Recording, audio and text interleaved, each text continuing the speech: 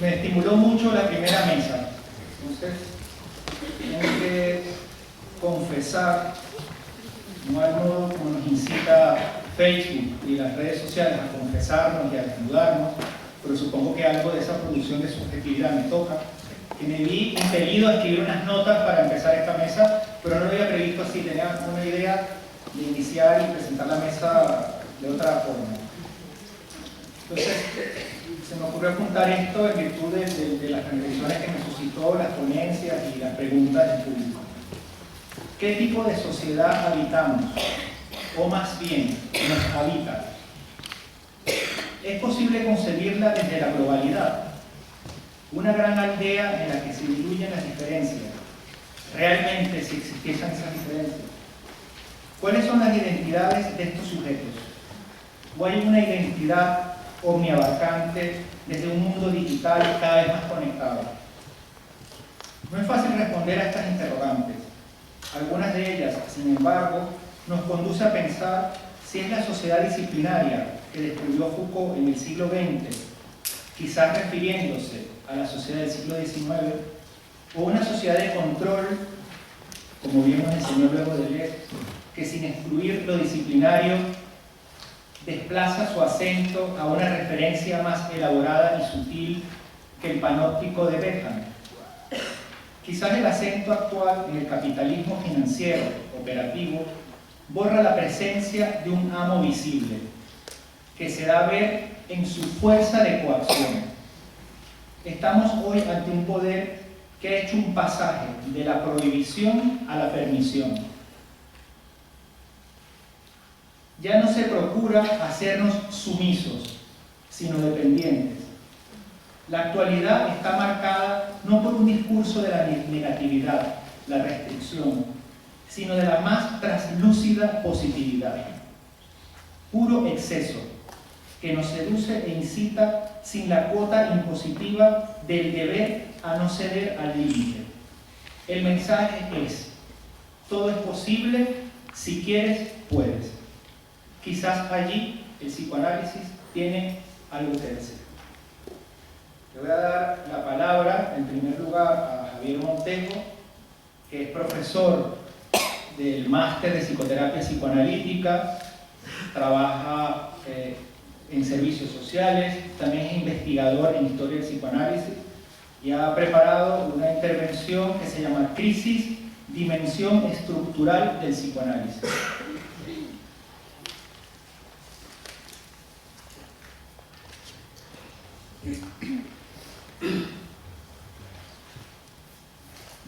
Ciencia, economía, política y la abolición del sujeto. ¿Qué dicen los psicoanalistas? Si hiciéramos ahora esta pregunta en la calle, no sería difícil imaginar la respuesta. Nada. No existe la percepción social de que los psicoanalistas, con mayúsculas, y quiero referirme a los psicoanalistas, estén diciendo algo con respecto a lo que está sucediendo, sobre lo que entiendo que está condensado en el título de este encuentro: la crisis de la ciencia, de la economía, de la política y del sujeto. Recapitulemos, pues, ¿qué dicen los psicoanalistas sobre esta crisis global? Hace pocos años, crisis era un concepto de carácter temporal, pasajero, coyuntural, un desajuste del pasado, del que hablaban aquellos que la habían vivido antes, o quizás un posible, pero incierto, desajuste del futuro. No hay que olvidar que no hacía mucho tiempo que se había decretado que vivíamos en el único y el mejor de los mundos posibles, la historia, con mayúsculas.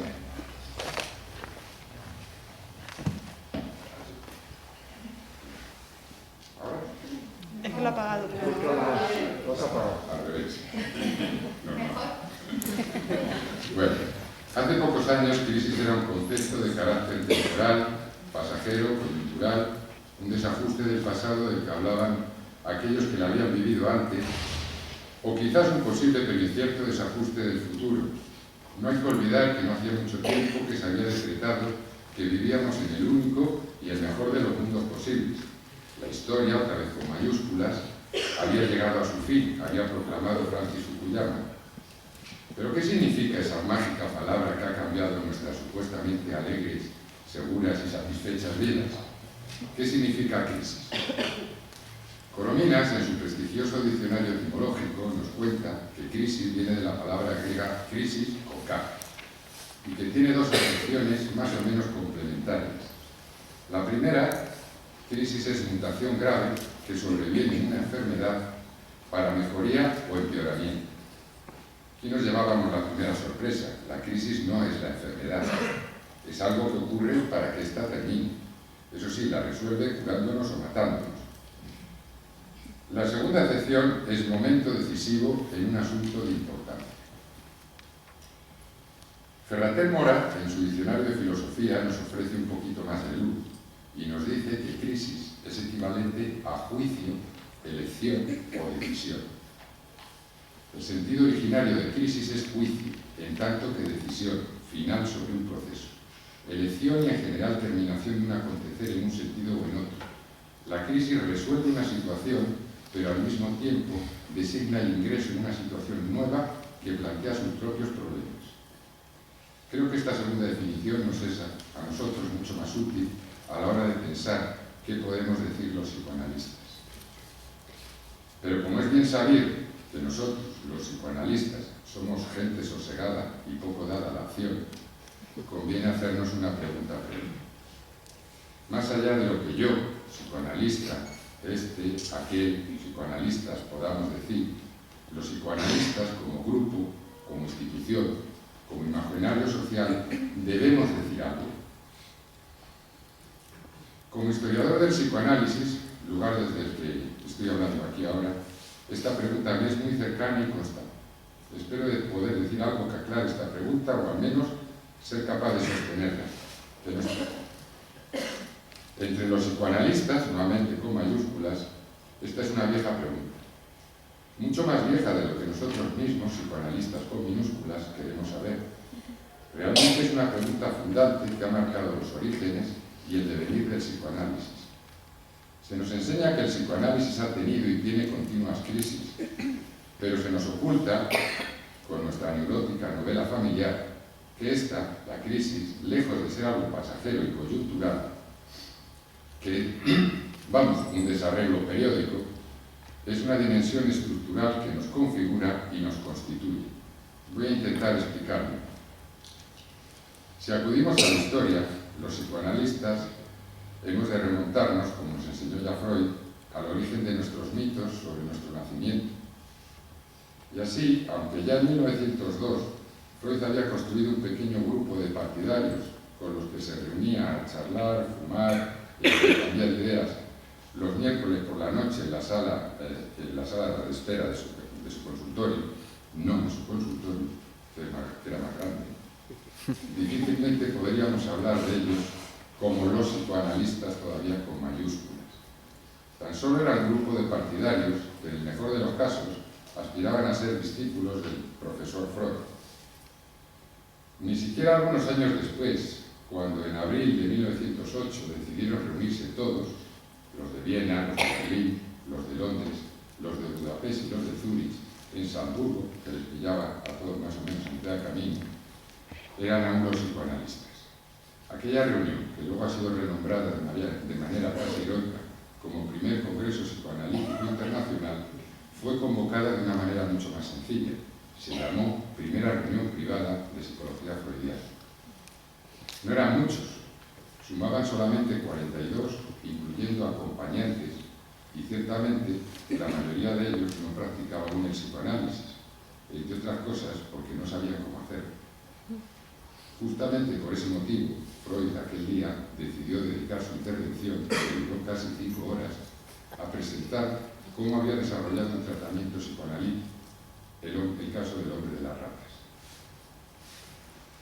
Como psicoanalistas sabemos que, en contra de lo que también nos enseñan a pensar, el grupo existe antes que el individuo y que es la relación la que funda, crea e instituye al sujeto.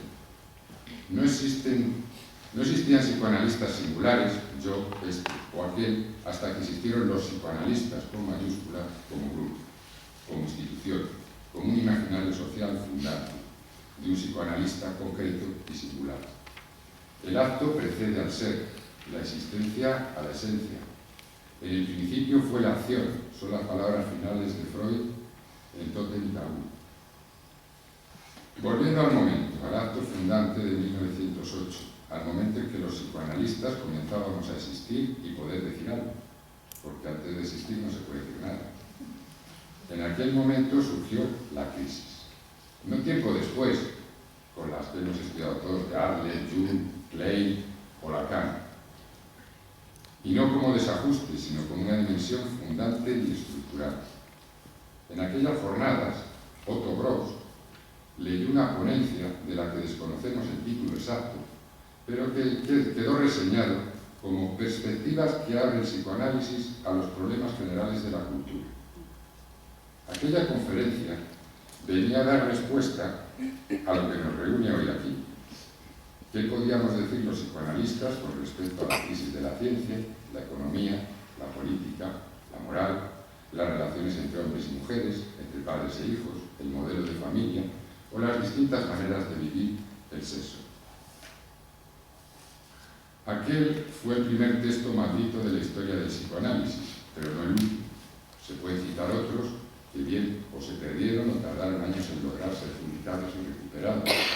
Por citar algunos, se pueden recordar las ponencias de Ferenczi en el Congreso de Wiesbaden en 1932, Confusión de lenguas, la de Wilhelm Reich en Lucerna en 1934, o también la de Lacan, El estadio del espejo, en Marienbad, 1936. En 1908, tras su conferencia, Freud le dijo a Gross: somos médicos y queremos limitarnos a ser. Freud hizo un punto, tomó una decisión. Los psicoanalistas podíamos decir lo que ocurre, señalar los daños, pero no podíamos decir nada sobre sus soluciones. Allí se estableció un límite a nuestra palabra y allí se instauró de manera estructural la crisis como elemento constitutivo de nuestra identidad como sujetos y como grupo e institución. Me pregunto si esa puede ser la causa de nuestras continuas crisis irresueltas, cerradas siempre en falso, camufladas, reprimidas, de nuestras continuas escisiones, de nuestros pequeños grupos alrededor de las diferencias narcisistas y de nuestra dificultad de articular un discurso sobre lo social. De que los psicoanalistas puedan decir algo sobre lo que les ocurre y sobre lo que ocurre en el mundo en el que viven, trabajan, gozan, sufren, aman y mueren. Como el tiempo es muy escaso y aún a riesgo de entrar en cierta contradicción conceptual con la función de crisis que he estado manejando hasta ahora, quiero cerrar estas palabras con una breve reflexión en torno a un consejo técnico que todos hemos aprendido y que recibimos como clave de nuestro trabajo como psicoanalistas. Un consejo que se fue convirtiendo, casi sin darnos cuenta, en un concepto ideológico central de los psicoanalistas con mayúsculas y del imaginario social que se tiene sobre nosotros. Se trata del consejo técnico, de la regla, que es lo que se ha convertido, de la neutralidad. Freud, sin embargo, nunca utilizó un término alemán equivalente a neutralidad en sus consejos técnicos sobre la actitud del analista con respecto al paciente y a lo que éste contaba. Freud utilizó la palabra alemana Indifferenz, traducible por indiferencia, y que probablemente no le satisfacía mucho, pues inmediatamente la complementó con el concepto de abstinencia, como regla general de la actitud que debía tomar el psicoanalista. Abstinencia de satisfacer los deseos de sus pacientes y los deseos propios. Pero abstinencia no es anulación, no es colocarse fuera del deseo y mantenerse neutral.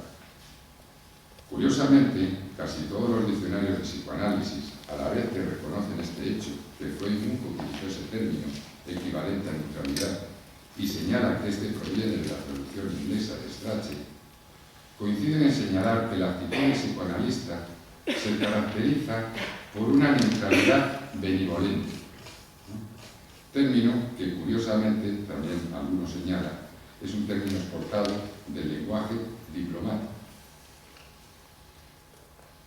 Durante los años 20, los psicoanalistas, en medio de una brutal crisis económica y social, y mientras el fascismo entonces avanzaba lentamente, cruzaron el límite marcado por Freud en 1908. Crearon clínicas gratuitas para atender a aquellos que no podían pagar su tratamiento. Abrieron guarderías y escuelas donde los niños y niñas no eran educados para la guerra ni para soportar resignadamente el sacrificio y el sufrimiento. Crearon también centros de orientación sexual para jóvenes. En suma, decidieron empezar no solo a decir algo sobre lo que pasaba a su alrededor, sino también a decir cómo, quizás, podrían mejorarse las cosas. Aquello duró hasta 1934, con Hitler ya en el poder, y frente al riesgo de ver cerradas sus instituciones, sus clínicas y ser perseguidos, los psicoanalistas con mayúsculas tomaron prestada esta falsa regla de neutralidad técnica y la convirtieron en regla de pensamiento y de actuación social. Los psicoanalistas debían ser neutrales. En aquel congreso, Wilhelm Reich fue expulsado de la Asociación Psicoanalítica Internacional y no por estar, como se ha dicho después, ni por estar loco, ni por su militancia en el Partido Comunista, de la cual, por cierto, ya había sido expulsado, ni por diferencias teóricas ni técnicas, sino por el hecho textual, cito textualmente lo que le dijeron, por el hecho de sacar consecuencias sociales a partir del saber científico del psicoanálisis. Me atrevo a deducir que desde entonces nos rige una prohibición. Los psicoanalistas, a ser posible, deben ser neutrales y guardar silencio. No deben comprometerse, no deben tener deseos, no deben hablar más que de lo suyo y entre ellos. Y, por supuesto, no deben hablar nunca de política. ¿Estamos dispuestos a decir algo como psicoanalistas? ¿Nos limitaremos a hablar entre nosotros y observar desde la neutralidad benevolente y aséptica? ¿Seguiremos en realidad sin hacer ni decir nada? Gracias.